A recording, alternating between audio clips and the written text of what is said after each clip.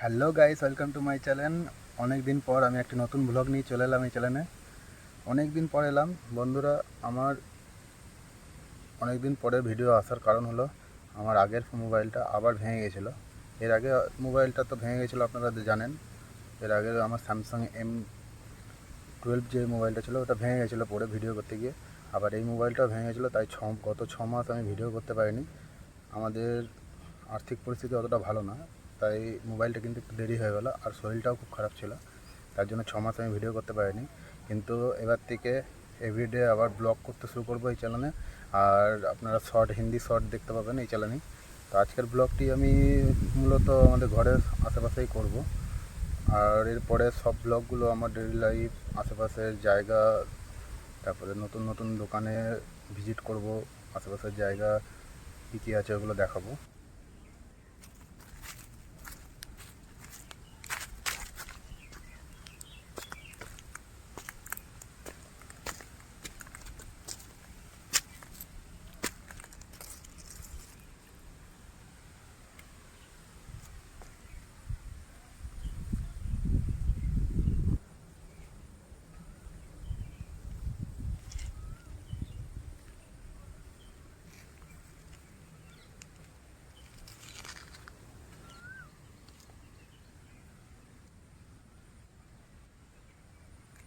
ওই পারে একজন মাছ ধরছে, দেখতে পাচ্ছেন, একজন মাছ ধরছে ওই পারে, জাল ফাল বিছিয়েছে। তো গাইস, এখানে খুবই মজা হয়, আমরা আনন্দের সঙ্গেই থাকি। আমাদের এটা প্রায় গ্রাম টাইপের আছে। তো আপনাদের যদি ভিডিওটি ভালো লাগে প্লিজ লাইক করবেন আর চ্যানেলটিকে সাবস্ক্রাইব করে দেবেন, আমার সঙ্গে থাকবেন প্লিজ। আপনাদের সাহায্য আমার একান্ত প্রয়োজন।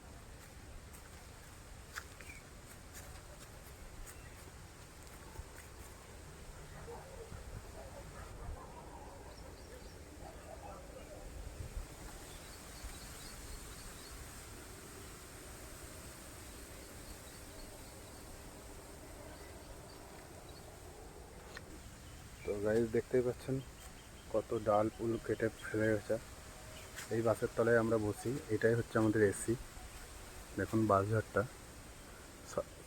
সরস্বতী পুজোতে আমরা এই বাসঝাড় থেকেই বাস কেটে প্যান্ডেল করি। সামনে জালটি পাতা আছে, এখানে ছোটো ছোটো মাছ ধরা যায়। আর এইখানে দেখেন ঝোপ দিয়েছে মাছ ধরার জন্য। এই ঝোপগুলি দিলে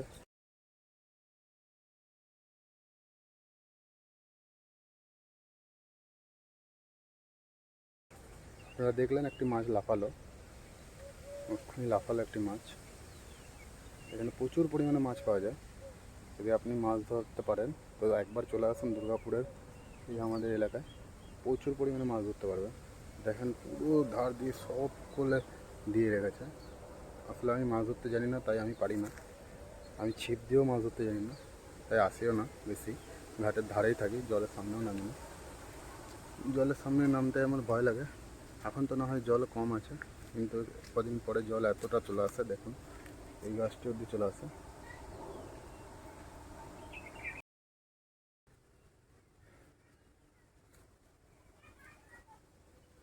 খুব সুন্দর একটি জায়গা। এখানে গরমের দিনে স্পেন্ড করার মতো অনেক টাইম আমরা এখানে স্পেন্ড করি। খুব সুন্দর একটি জায়গা। এখানে গরমের দিনে দুপুরবেলাটা স্পেন্ড করি আমরা এখানে বসে, কারণ আমাদের আশেপাশে কারোরই এসি নাই, তাই সকলে এসে এক জায়গায় একত্রিত হয়ে আমরা দুপুরবেলাটা এখানে বসে শুয়ে আড্ডা দিয়ে কাটাই। আর এখানে এই বাঁশঝাড়টা আর এবং পাশে জল থাকায় আবহাওয়াটা খুবই ঠান্ডা থাকে, তাই আমাদের এসির আর প্রয়োজন হয় না। তো ভিডিওটা যদি ভালো লাগে প্লিজ সাপোর্ট করবেন, লাইক কমেন্ট করবেন। তো ফ্রেন্ডস, আমাদের আশেপাশের একটু লুকটা দেখাচ্ছি। আমাদের এটা প্রায় গ্রামের মতো।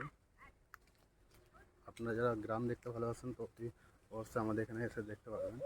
দেখেন আশেপাশের ঘরগুলি দেখেন, এটি পুরো একটি টিনের ঘর আছে, একটা বাংলাদেশের ফিল দিচ্ছে। আশেপাশে দেখুন খুব সুন্দর জায়গা,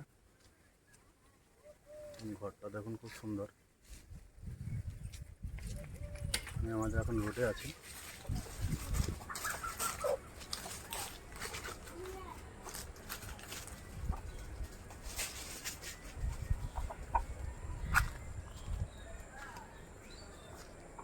আমাদের মাঠে আসছি আমরা, দেখতে পারো আমাদের পরিবেশটা খুবই গ্রাম্য।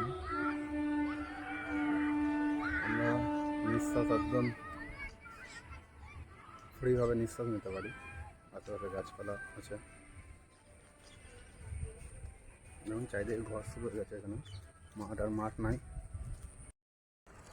একটি ট্রেন আসছে, মাঠ থেকে ট্রেন লাইন একদম সামনে। নিশ্চয় দেখতে পাচ্ছেন ট্রেনটি, এটি মালগাড়ি। এই মাঠ থেকে আপনারা খুবই সুন্দর একটি দৃশ্য উপভোগ করতে পারবেন। এই আমাদের বৌদি গরু চড়াচ্ছে। এই আশেপাশে যত গরু দেখতে পাচ্ছেন সব মালিকিনি।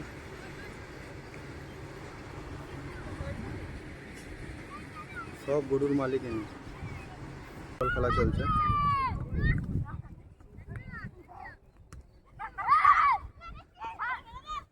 মাঝে সাঝে আমিও খেলতে আসি এখানে, বাচ্চাদের সঙ্গে খেলি।